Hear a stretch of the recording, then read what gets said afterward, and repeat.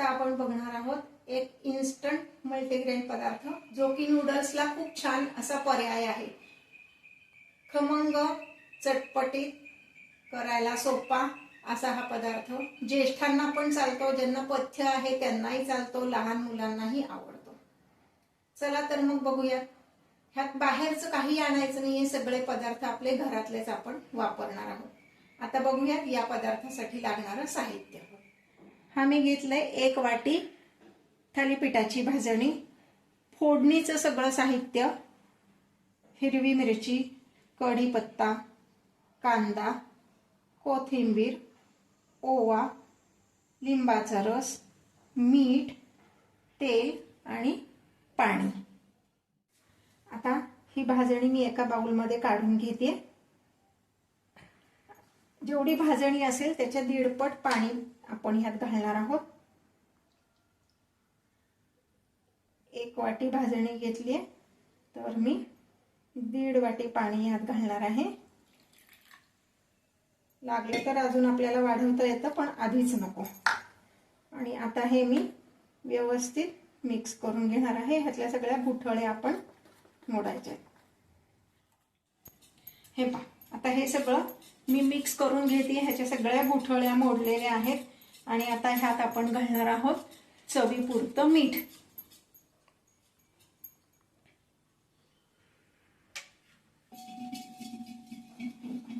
म्हणजे साधारण 1 चमचा मीठ ह्यात मी घालणार आहे आणि पुन्हा थोडंसं हलवून घेणार आहे। हे पहा, आता मी गॅस चालू केलाय, गॅसवर कढई ठेवली आहे। आता मी ह्यात घालणार आहे 3 ते 4 चमचे तेल। तेल पण फार लागत नाही ह्याला। तेल गरम करून द्यायचंय।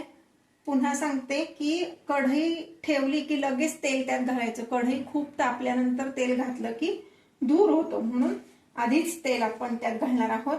गॅस मीडियम फ्लेमवर ठेवायचा आहे आणि तेल तापलं की मग त्यामध्ये आपण फोडणीचं साहित्य घालणार आहोत।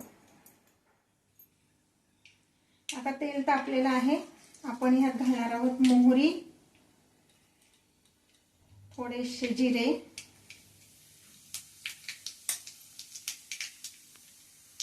मिरची, कढीपत्ता,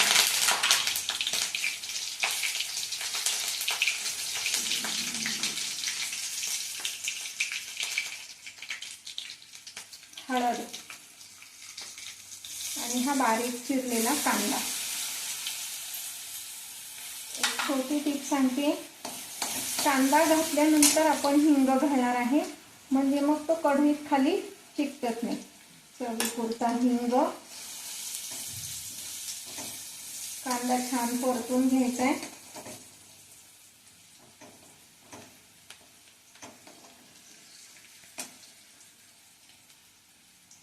आणि आता ह्यात आपण घालणार आहोत साधारण अर्धा चमचा लाल तिखट। ते ह्या कांद्यातच घालायचं आहे। आपण हिरवी मिरची आणि लाल तिखट दोन्हीही वापरलेलं आहे मुद्दाम, का तर त्याची चव छान येते। आता हे जी भिजवून ठेवलेली भाजणी आहे ही आपण ह्यामध्ये ओतणार आहोत।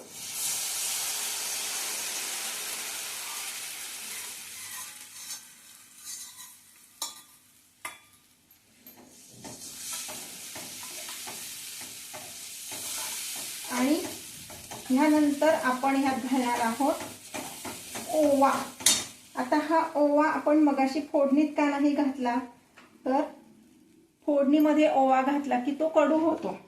कुठल्याही पदार्थात ओवा घालताना थोडासा हातावर असा हे करून घालायचा, म्हणजे ओव्याचा वास छान लागतो। आता हा ओवा घातलाय।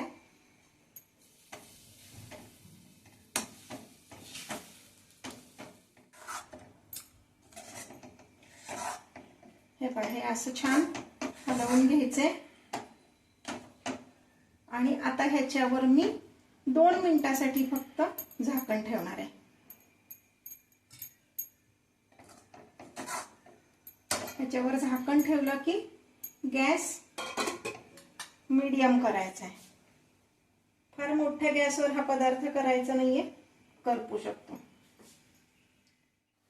हे पहा, आता 2 मिनिटांनी मी हे झाकण काढून पुन्हा एकदा हे हलवणार आहे। अजून हे शिजायचं आहे, शिजायला थोडासा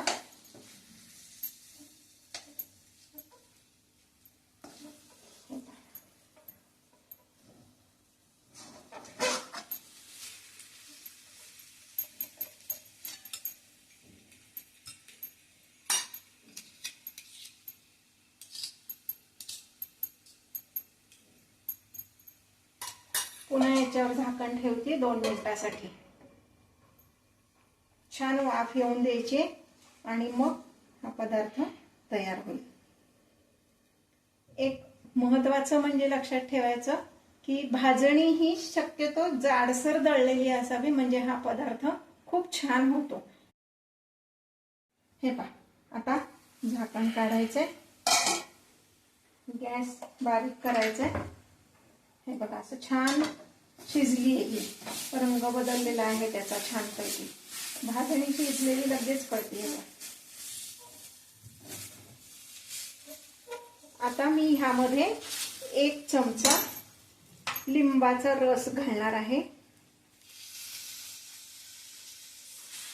जरी आपण ह्यात लिंबाचा रस घातला तरी साखर घालायची नाहीये, ती जी आंबूस चव आहे ना ती ह्याला छान लागते। हे पहा, आता हा आपला पदार्थ तयार झालाय। आता मी गॅस बंद केलाय। हा पदार्थ सर्व कसा करायचा ते पण दाखवते। एक वाटी घेतलीये, खाली थोडीशी कोथिंबीर घातली आणि आता हा पदार्थ आपण त्यामध्ये भरणार आहोत।